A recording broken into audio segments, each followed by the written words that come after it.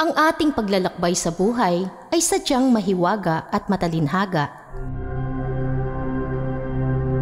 Mula sa ating pagsilang dito sa mundo hanggang sa pagkakaroon ng kamalayan sa ating pagtanda, hindi nawawala sa ating pag-iisip kung ano ba talaga ang naghihintay sa atin sa kabilang buhay. Ang konsepto ng kabilang buhay ay naging maintrigang paksa sa lahat ng kultura at sibilisasyon sa mundong ito. Ating aalamin ang matalinhagang kahulugan, interpretasyon, filosofiya, espiritualidad at iba't ibang karanasan ng mga individual na sumailalim sa life after life, cycle of renewal and rebirth, at kung ano ang nakapipigil sa atin upang galugarin at alamin ang kaalaman tungkol dito. Sa ating mundo, ang lahat ng buhay ay patuloy lang sa paglalakbay. Iba't ibang karanasan man ang ating tinatahak, may hatid na aral sa ating tumatatak. Nagpapalago at nagpapaunlad ng ating spiritualidad. Tayo na't gumising sa kawalan. Tuklasin ang mahiwagang buwan.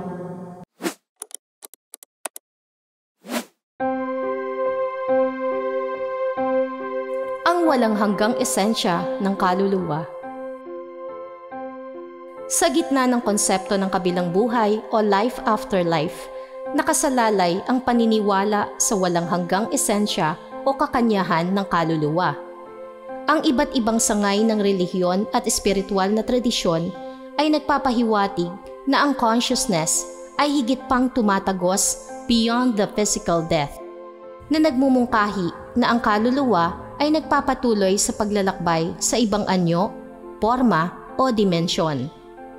Ang ideyang ito ng eternal essence ay nagbibigay ng kapanatagan sa marami, na nagpapatuloy ng pag-asa at isang pakiramdam ng pagpapatuloy sa kabilang dako ng mortal na mundo. Whether ito ay ipinapahayag sa konsepto ng reincarnation, kung saan ang kaluluwa ay pumapasok sa bagong katawan sa magkakasunod na buhay, o sa pamamagitan ng paniniwala sa kabilang buhay kung saan ang kaluluwa ay mananatili sa ibang plane of existence. Ang ideya ng soul's eternal nature ay nag-aanyaya sa atin na isaalang-alang ang buhay bilang bahagi ng isang malawakang cosmic cycle.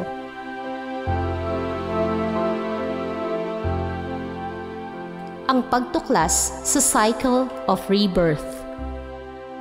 Ang rebirth, isang pangunahing aspeto ng life after life, ay nag-aalok ng malalim na pananaw sa cyclical nature of existence o likas na pag-ikot ng buhay.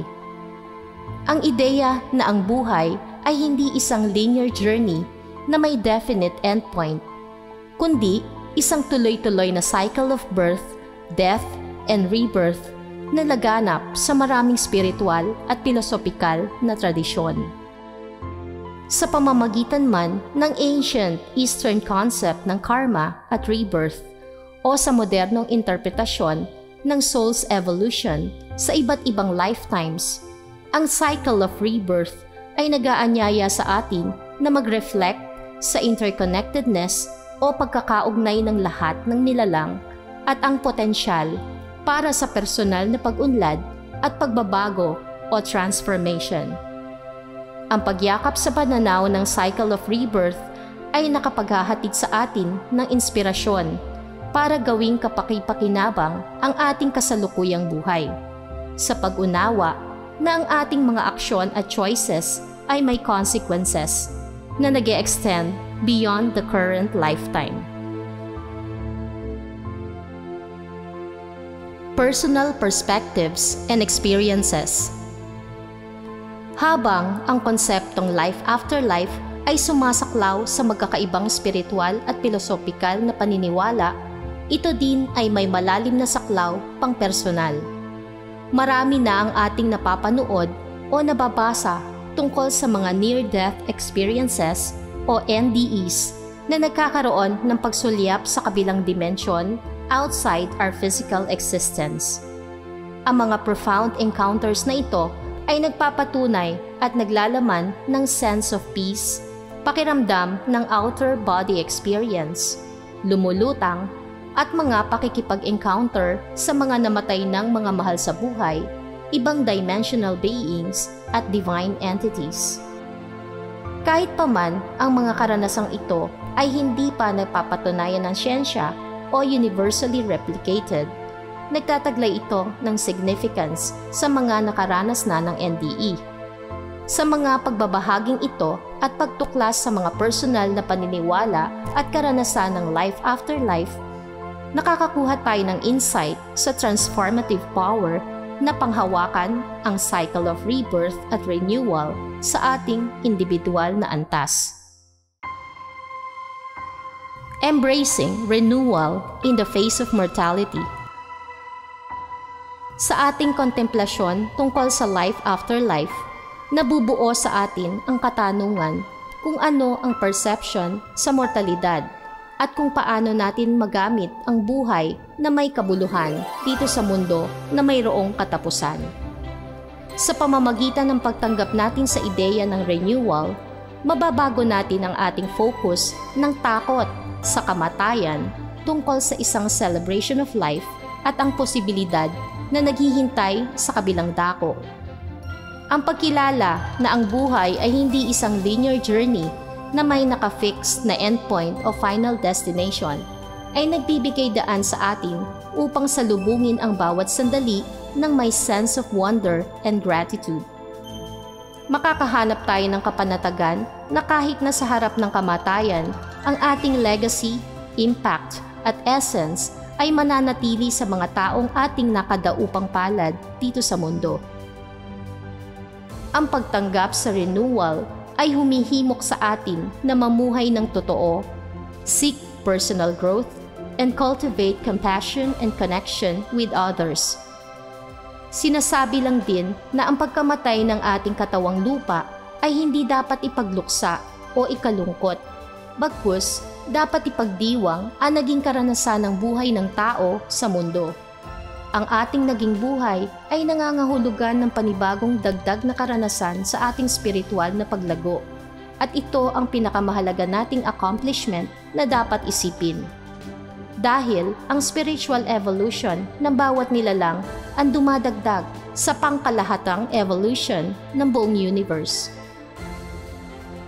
Kung mananatili tayo sa ating limitadong pananaw at takot, hindi tayo makaka-level up o makaka-move on sa ating renewal at rebirth in the spiritual sense.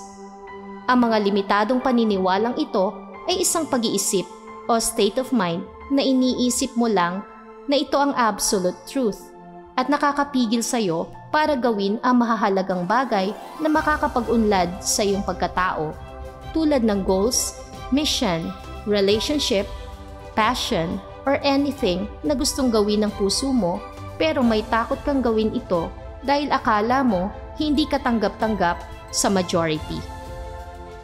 Kaya, kung unti-unti nating maseset aside ang negatibong pag-iisip na ito, nangangahulugan lang na ikaw ay patungo na sa iyong rebirth and renewal.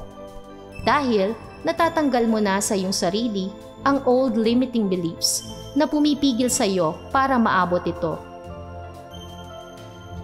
Kinakailangan nating buksan at i-divert ang ating mindset to a more profound and better understanding of what life is all about. Na lahat ng life forms dito needs to live in order to grow, evolve, die, and live again. At ang prosesong ito ay interconnected sa kabuuan ng universal evolution. Sa ating conclusion, ang rebirth at renewal ay nagpapahayag ng malalim at malawak na perspektibo sa cycle of life after life. Whether rooted in spiritual beliefs, personal experiences, or philosophical contemplation. Ang konseptong ito ay naghihikayat sa atin na tanggapin ang interconnectedness of all existence and to find meaning in the face of mortality. Sa pagbibigay halaga sa eternal essence of the soul at rebirth, napapalawak natin ang ating pangunawa sa layunin ng buhay at ang potensyal for growth and transformation. Ang general perspective nito ay makapag-motivate sa atin na mamuhay na may intensyon, magkaroon ng mindful choices, at magbigay ng impact sa mga nagagawa natin sa ating buhay at sa iba. Ultimately, when we embrace renewal in the face of mortality, we can shift our focus from fear to appreciation.